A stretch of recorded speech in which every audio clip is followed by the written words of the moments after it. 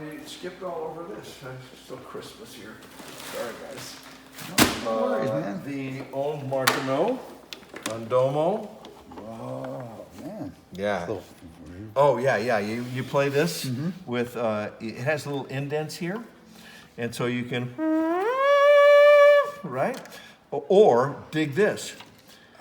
Right? So you can actually put the vibrato in yourself. The GX1 has that So also, is that remember? that was the kind of like the one the Beach Boys used for Good Vibrations? I auditioned for the Beach Boys when I first got into town, and Paul Beaver had set them up with a Model 15 and a ribbon controller.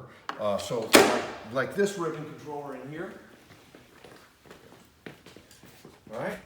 This ribbon controller, and had grease pencil marks on it for the notes, right? So,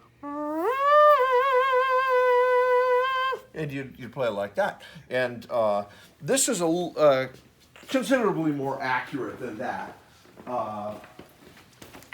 But it has this great thing called the touche. This, first off, it had multiple outputs, right? The tube one has, the tube on Martenot has 4 outputs.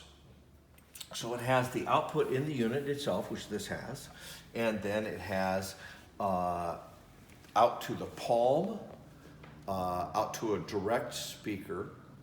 The palm is like holding the key, the pedal down on the piano there and letting the sympathetic vibrations just ring in tune. So it's like an in tune reverb. Or the metallique is essentially a gong or a cymbal with a driver on the back, like a speaker driver with a screw on the end of it, pushing up against it. And when you change notes, it's like,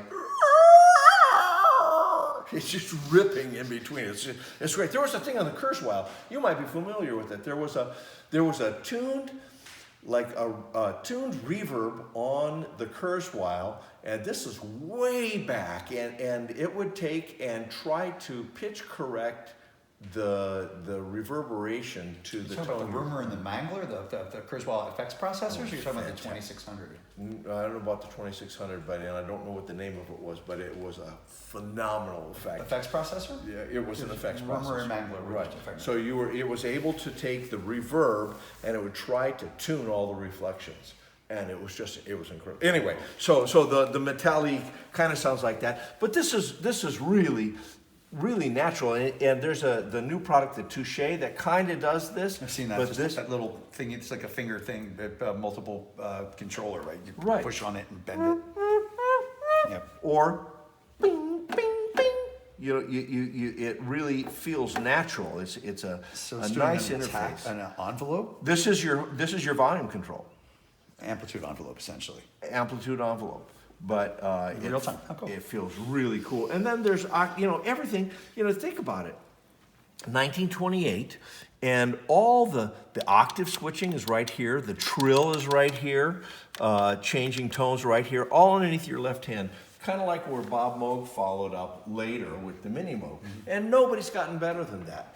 People try to move the pitch bend and the mod wheels up on top of the faceplate, and right here, underneath your fingers, is where it feels the best. You shouldn't have to think about going up here. And most of them are doing this so you can get it in a case. Oh, yeah. In a shorter case, by Yeah, either a shorter case or they're already manufacturing a keyboard without a pitch wheel and a mod wheel, and they don't want to have to retool. Right. I developed this technique where I lean my arm on it so I can get up to the top of that and still duplicate that same what my hand expects to find, because when you reach like that, it's real different performance-wise. It is. It really is. So here, let's go up to the attic. I'll show you the inner sanctum.